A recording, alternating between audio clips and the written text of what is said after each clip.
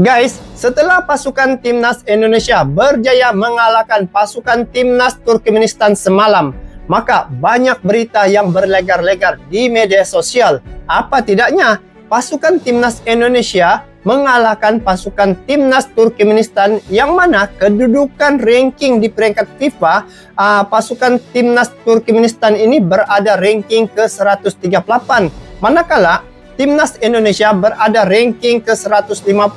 Namun, itulah namanya ada menang ada kalah dalam adat perlawanan. Tetapi untuk kali ini pasukan timnas Indonesia telah berjaya menampilkan satu penampilan yang cukup luar biasa ya. Saya lihat untuk pasukan timnas senior ini mereka cukup baik ya, dan kombinasi antara mereka cukup mantap. Dan di sini dikatakan pelatih Turkmenistan akui ricikan Sintayong beri pelajaran. Nah, di mana pelatih dari Turkmenistan ini dia mengaku ya dan merasa takjub terhadap strategi yang dilakukan atau yang dibuat oleh Sintayong terhadap pasukan timnas Indonesia. Nah, apakah berita selanjutnya berkaitan dengan pengakuan dan juga kekaguman pelatih dari Turkmenistan ini terhadap pasukan timnas Indonesia dan khususnya pada Sintayong? Mari kita saksikan info ini. Jom.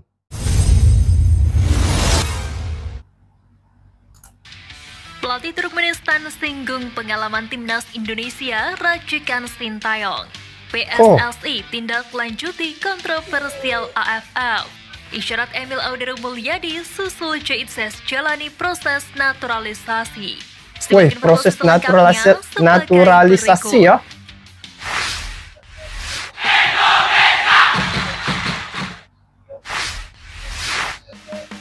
Oh ini, pelatih Turkmenistan. Pelatih Turkmenistan puji racikan Sintayong. No. Menghadapi skuad Garuda dalam laga uji coba bertajuk FIFA Matchday, membuat pelatih Turkmenistan Mergen Orasov tak bisa menyembunyikan kesannya selama di Indonesia. Sebagaimana diketahui, saat kedua tim bentrok di Stadion Gelora Bung Tomo, Turkmenistan berada di posisi 138 ranking FIFA, sedangkan Indonesia ada di posisi 150 dunia. Ini membuktikan bahwa timnas Indonesia ya, dia semakin matang dan juga sungguh pun Sintayong dia komitmennya itu terbagi dua ya. Mana dia mengatur tim senior, mana dia mengatur tim U23 ya. Tetapi dia dapat mengatur dan juga memantapkan setiap pasukan yang dia bawa setiap kali perlawanan, guys. Itu yang betul-betul saya nampak komitmen Sintayong terhadap timnas Indonesia ini. Beliau betul-betul mau timnas Indonesia ini terus sukses ya.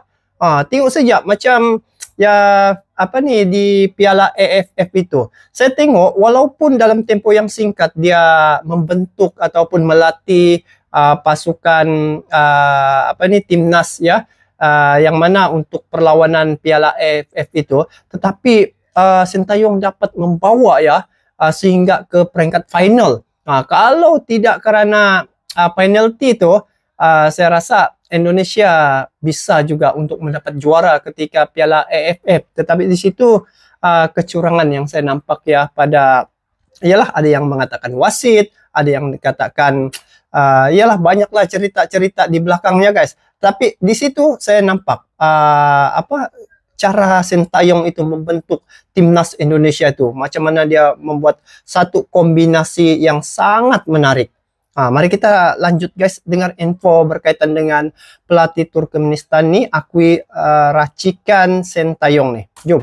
Meski begitu, perbedaan peringkat tidak membuat Mergen Orasov silap mata hingga memuji kualitas Sintayong serta pengalaman timnas Indonesia kala menghadapi Argentina di FIFA Matchday Juni lalu. Timnas Indonesia sangat kuat, sangat bagus. Saat melawan Argentina dan pertandingan cukup bagus. Tim Indonesia punya pelatih yang bagus dan terorganisasi dengan bagus. Kami banyak belajar dari pertandingan ini. Saya pun nampak di sini apabila Indonesia selalu melawan tim-tim yang kuat, di sini nampak kematangan dan juga pengalaman ya apabila menentang pasukan yang ranking yang lebih baik di situ Indonesia melakukan yang terbaik dan telah terbukti apabila menentang ini Turkmenistan ya, ranking 138. Indonesia berhasil mencetak 2 gol dan dia dapat mempertahankan gawang itu tanpa sebarang jaringan yang diperolehi dari pasukan timnas Turkmenistan ini guys. Oh, menarik. Kali ini saya rasa seronok ya, sangat suka melihat strategi Sintayong dan juga melihat pemain-pemain timnas Indonesia ini. Ayo kita lanjut. Ucap Mergen Orasov dalam sesi konferensi pers.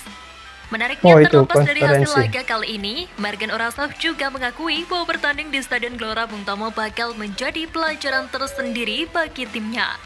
Sebab laga kali ini penuh dengan antusias pecinta sepak bola tanah air. Oh, betul lah. Dengan kehadiran supporter di Indonesia ya, bayangkan semua supporter daripada klub masing-masing datang memberi sokongan. Itu juga salah satu meningkatkan motivasi kepada para pemain ya untuk timnas Indonesia. Nah, di situ nampak bahwa Ultras juga berperanan penting untuk memberi sokongan moral terhadap pemain ya. Oh, mantap. Di FIFA Matchday kali ini, Sintayong mengaku sangat lelah karena harus bolak-balik Surabaya Solo untuk memberikan arahan. Pasalnya pelatih asal Korea Selatan tersebut juga memiliki tanggung jawab memimpin TC Timnas U23 yang akan berjuang di kualifikasi Piala Asia U23 2024. Meski begitu, Sintayong menegaskan dirinya senang karena melihat perkembangan kedua tim. Hal itu tidak percuma dia ulang-alik Sintayong atas apa yang diperolehi oleh result yang diperolehi oleh timnas Indonesia ini tidak mengecewakan Sintayong, dan dia punya kelelahan itu terobat saya tengok ya apabila timnas Indonesia menunjukkan komitmen yang terbaik dan juga dapat result yang baik setiap kali perlawanan. Nah, itu sudah saya nampak mengobati kelelahan Sintayong guys. Sungguh pun dia ulang-alik ya, banyak komitmennya untuk membentuk timnas Indonesia ini, tapi dia betul-betul komit dalam hal ini. Sehingga kan hasilnya semalam Indonesia telah berjaya mengalahkan timnas Turkmenistan nih guys. Itu bisa sedikit mengurangi rasa lelah yang mendera tubuh. Saya jujur kelelahan, tubuh saya kelelahan karena perjalanan lumayan jauh ya antara Solo dan Surabaya. Tapi Solo, Surabaya. Saya tetap senang karena timnas Indonesia U23 itu perkembangannya sangat luar biasa. Ucap Sintayong. Untuk itu, usai melihat perjuangan kontra Turkmenistan kali ini, tentu juga menarik untuk menanti perjuangan timnas U23 Indonesia yang akan menghadapi Taiwan pada 9 September. Wah, itu nanti timnas U23. Senior U23 Sintayong pergi pimpin, itu yang dia lelah tuh. Jalani proses naturalisasi.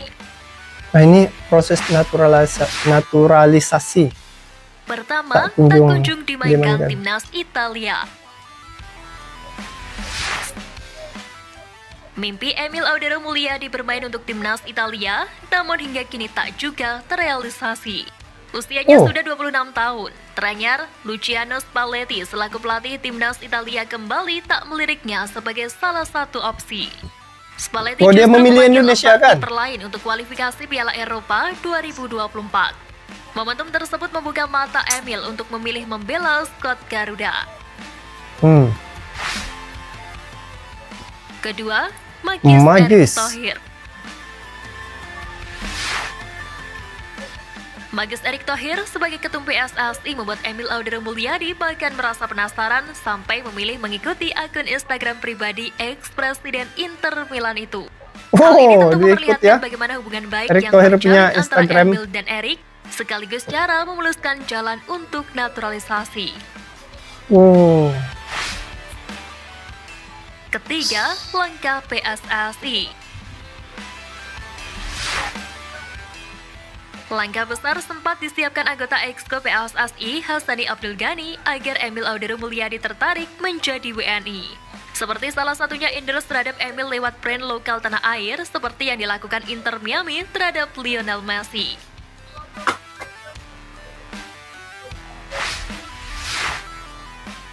Tindak lanjut kontroversi Vietnam, PSSI surati AFF.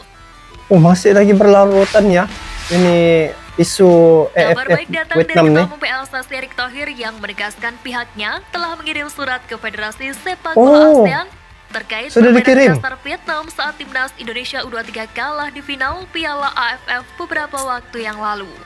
Oh, yang Sebagaimana diketahui, wasit kala tuh itu kan? Garuda Muda kalah dengan terhormat lantaran harus melewati babak adu penalti.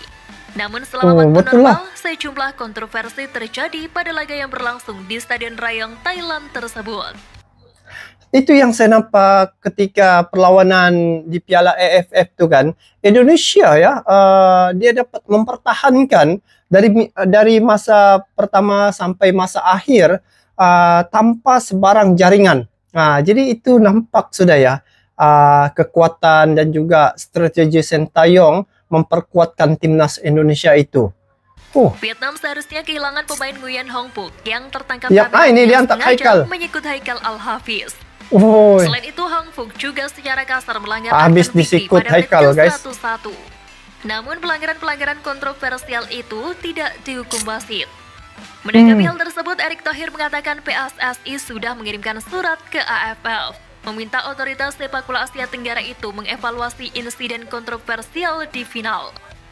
Selain itu, PSSI juga berencana mengarungi keikutsertaan di turnamen yang digelar oleh AFF. Kita kirim surat ke AFF, kita ingin mempertanyakan bagaimana penilaian dari mereka. Kita juga sedang diskusi bagaimana dengan jadwal kita yang sangat padat antara jadwal FIFA, Liga. Kita juga. Tapi Indonesia kan juga kiranya macam ahli dalam AFF. Jadi kenapa Indonesia tidak menyuarakan? Sebab kalau yang pernah saya dengar lah, kalau tidak silap ya, Indonesia salah satu anggota di AFF nih yang macam ada kedudukan lah di AFF di situ. Jadi mungkin di situ Indonesia boleh menyuarakan apa yang perlu ditambah baik tentang pengaturan AFF itu sendiri. Kita harus berpikir nanti jadwal-jadwal yang bukan kalender FIFA mungkin kita harus kurangi karena bukan masalah salah dan benar, karena jumlah pemain kita ini belum tebal. Tegas Erick Thohir.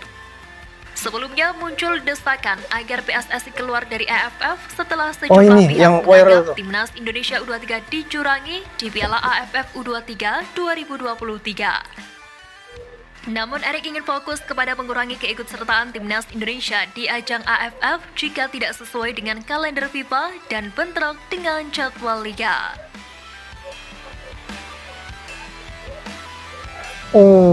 Jadi bermakna apabila Erick Thohir mengirim surat itu, maka mungkin itu adalah teguran kan.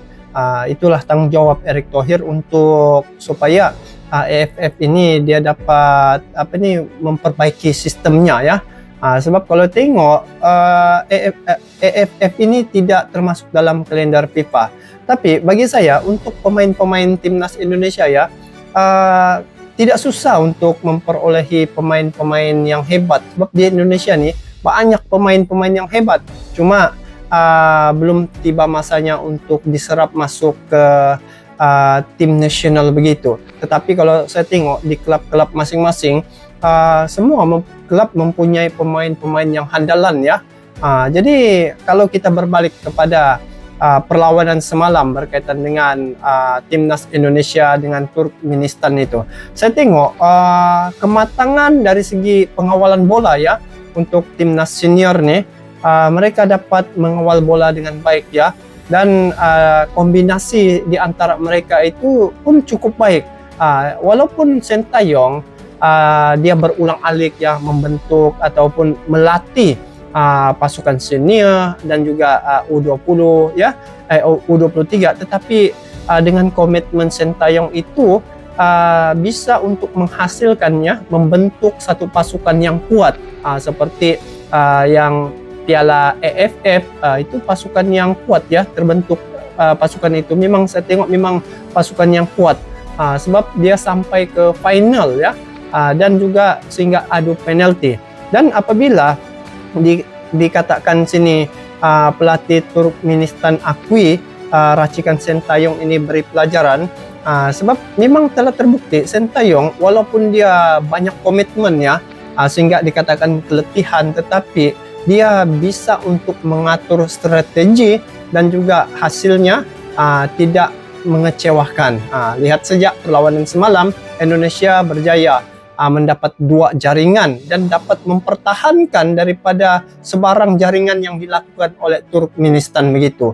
Jadi apapun, saya tengok untuk sepak bola Indonesia ini semakin matang dan juga semakin berkembang dan juga semakin mantap di bawah pimpinan Erick Thohir dan juga kerjasama pelatih-pelatih seperti Sintayong, Bima Sakti dan juga yang lain-lain begitu. Jadi saya lihat Indonesia pasti dapat memperkuatkan lagi pasukan timnas itu dan juga dapat memberi satu gambaran bahwa sepak bola di Indonesia ini semakin matang. Begitulah yang saya tengok untuk timnas Indonesia nih. So, bagaimana pula pandangan teman-teman berkaitan dengan perkara ini? Nanti teman-teman boleh komen lah di bawah ya. Jadi kita nantikan perlawanan-perlawanan seterusnya. Nanti saya akan update di sini dan saya akan react dan memberi pandangan-pandangan pribadi saya berkaitan dengan timnas Indonesia ini. Jadi di sini saja, kita bertemu lagi di video akan datang. Sampai jumpa lagi. Assalamualaikum warahmatullahi wabarakatuh.